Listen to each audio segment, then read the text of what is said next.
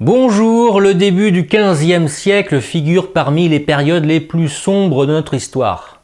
Avant que la pucelle d'Orléans ne vienne nous libérer du joug anglais, le royaume de France, en pleine guerre de 100 ans, était épuisé et divisé à la merci d'Henri V, le roi d'Angleterre. Après la bataille d'Azincourt, où la chevalerie française avait subi une défaite cuisante par les Anglais, le souverain Henri V, qui avait conquis la Normandie, lorgnait désormais sur Paris, la capitale capétienne. Charles VI, le roi de France devenu fou, ne contrôlait plus la situation. C'est dans ce contexte de débâcle que fut signé le traité de Troyes entre les Anglais, les Bourguignons et les Français. Savez-vous comment s'est déroulée la signature du traité de Troyes et quelles en furent les conséquences? Non, je vous explique. Mais avant de vous raconter cette histoire, notre histoire, je veux vous dire que vous pouvez soutenir mon travail sur l'histoire de France en commandant un livre de ma maison d'édition ou en faisant simplement un don. Pour en savoir plus, cliquez sur les liens en description de cette vidéo. Merci.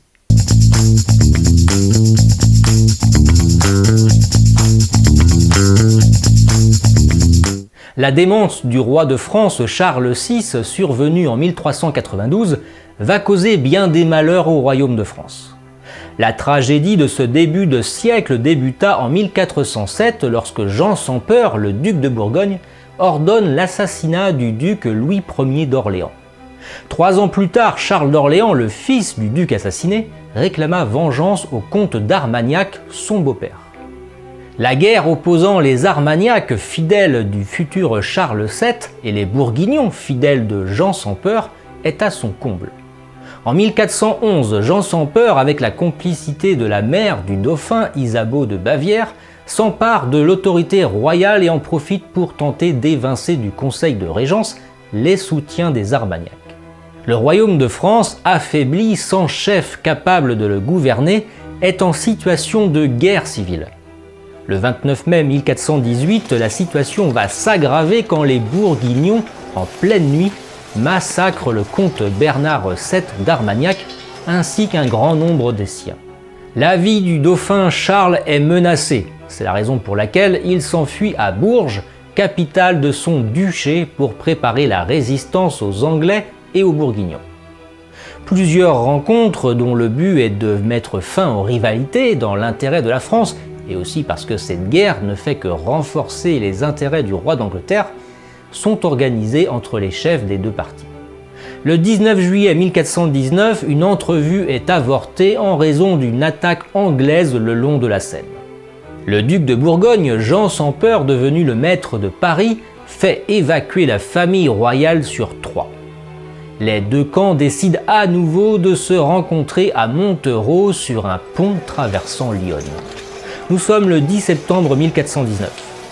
Charles et ses partisans ne digèrent toujours pas l'assassinat du duc d'Orléans survenu 12 ans plus tôt, si bien que la rencontre, très tendue, se solde par l'assassinat de Jean sans peur, le duc de Bourgogne.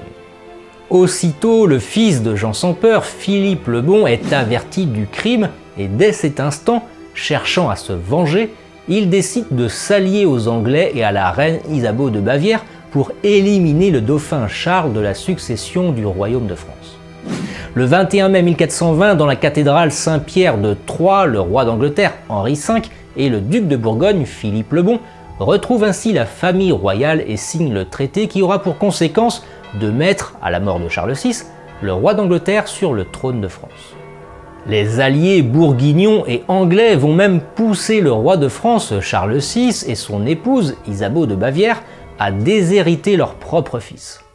Les Bourguignons, n'étant pas à une perfidie près, colportèrent également la rumeur selon laquelle le dauphin Charles était illégitime en raison de l'infidélité de sa mère. Tout était bon pour accentuer l'humiliation. Le duc de Bourgogne, à cause de la démence du roi, allait faire office de régent de la couronne. Le traité prévoyait également le mariage du roi anglais Henri V avec Catherine de Valois, la fille de Charles VI et d'Isabeau de Bavière.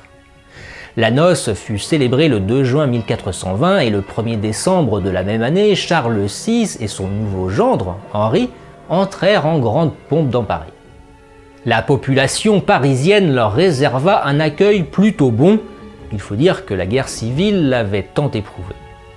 L'université de Paris, présidée par le tristement célèbre Pierre Cochon, soutien à peine voilé de l'Angleterre, et les États généraux enregistrèrent officiellement le traité de Troyes. Le territoire du Royaume de France était désormais morcelé entre les possessions anglaises, les territoires contrôlés par les Bourguignons, et les provinces restées fidèles à Charles, qui s'était dès lors autoproclamé roi sous le nom de Charles VII.